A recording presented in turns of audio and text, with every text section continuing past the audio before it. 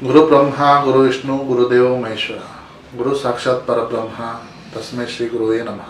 ನಾನು ನಿಮ್ಮ ಪಂಡಿತ್ ಲೋಕನಾಥ್ ಭಟ್ ಮಾಡುತ್ತಿರುವ ನಮಸ್ಕಾರಗಳು. ಫೆಬ್ರವರಿ 1ನೇ ತಾರೀಕು ವಿಶೇಷವಾದ ಹುಣ್ಣಿಮೆ ಇದೆ. ಈ ಹುಣ್ಣಿಮೆ ಭರತ ಹುಣ್ಣಿಮೆ ಅಂತ ಕರೀತಾರೆ. ಅದೇ ರೀತಿ ಮಾಘ ಹುಣ್ಣಿಮೆ ಅಂತಾನೂ ಕರೀತಾರೆ. ಈ ಹುಣ್ಣಿಮೆ ಕಳೆದ ನಂತರ ಈ 4 ರಾಶಿಯವರಿಗೆ ಅದೃಷ್ಟದ ಒಂದು ಶುಭ ಸೂಚನೆ ಅಂತಾನೆ ಹೇಳ್ಬೋದು. ಈ 4 ರಾಶಿಯವರಿಗೆ ರಾಜಯೋಗ ಆರಂಭ ಆಗ್ತಾ ಇದೆ. ಲಕ್ಷ್ಮಿಯ ಕೃಪೆ ಈ 4 ರಾಶಿಯವರಿಗೆ ಬೀಳ್ತಾ ಇದೆ. ಹಾಗಾಗಿ ಆ 4 ರಾಶಿಗಳು ಅದೃಷ್ಟ ರಾಶಿಗಳು ಯಾವುದು ಅಂತ ಹೇಳಿಕೊಡ್ತಾ ಇದೆ. ಈ ವಿಡಿಯೋಗಿಂತ ನೋಡೋಕ್ಕಿಂತ ಮುಂಚೆ ಈ ವಿಡಿಯೋನ ಲೈಕ್ ಹಾಗೂ ಸಬ್ಸ್ಕ್ರೈಬ್ ಮಾಡಿ.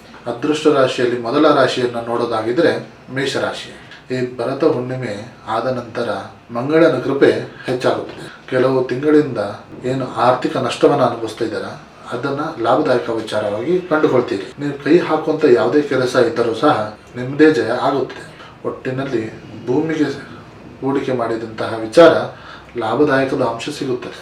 2ನೇ ರಾಶಿಯಾಗಿ ಸಿಂಹರಾಶಿ. ಸೂರ್ಯನ ಕೃಪೆಯಿಂದ ಸಮಾಜದಲ್ಲಿ ನಿಮ್ಮ ಒಂದು ಹೆಸರು ಹೆಚ್ಚಾಗುತ್ತದೆ. ಉದ್ಯೋಗಸ್ಥರಿಗೆ ಪ್ರಮೋಷನ್ ಸಿಗುವಂತ ಸಾಧ್ಯತೆ ಇದೆ. ನಿರುದ್ಯೋಗಿಗಳಿಗೆ ಉತ್ತಮವಾದ ಅವಕಾಶಗಳು ದೊರೆಯಲಿದೆ. ರಾಜಯೋಗದಿಂದ ನಿಮ್ಮ ಒಂದು ವಿಶ್ವಾಸ ಇಮ್ಮಡಿಯಾಗುತ್ತೆ. 3ನೇ ರಾಶಿಯಾಗಿ ತುಲಾರಾಶಿ. ತುಲಾರಾಶಿಯವರಿಗೆ ಶುಕ್ರನ ಒಂದು ಸಂಚಾರ ಇರೋದ್ರಿಂದ ಮನೆಯಲ್ಲಿ ಸುಖ ಶಾಂತಿ ನೆಮ್ಮದಿ ಅನ್ನೋದು ಸಿಗಲಿದೆ. ಮನೆಯಲ್ಲಿ ಶುಭ ಕಾರ್ಯ ನಡೆಯುವಂತ ಸಾಧ್ಯತೆ ಇದೆ.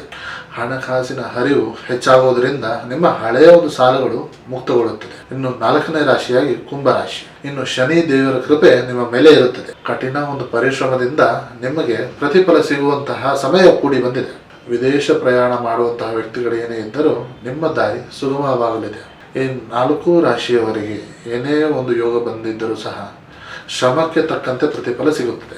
ಈ 4 ರಾಶಿಯವರು ಹತ್ತಿರದ ಯಾವುದೇ ದೇವಸ್ಥಾನ ಇದ್ದರೂ ಅಲ್ಲಿ ಹೋಗಿ ದೀಪಾರಾಧನೆ ಮಾಡಿಕೊಂಡು ಬಂದಿರೋದ್ರಿಂದ ಶ್ರೇಯಸ್ಸು ಲಭಿಸುತ್ತದೆ. ಈ 4 ರಾಶಿಯವರಿಗೆ ನಿಮ್ಮ ರಾಶಿ ಇದ್ದರೂ ಇಲ್ಲದಿದ್ದರೂ ನಿಮ್ಮ ಕುಲದೇವರ ಹೆಸರನ್ನು ಕಮೆಂಟ್ ಮಾಡಿ ಈ ವಿಡಿಯೋನ ಲೈಕ್ ಹಾಗೂ ಶೇರ್ ಮಾಡಿ.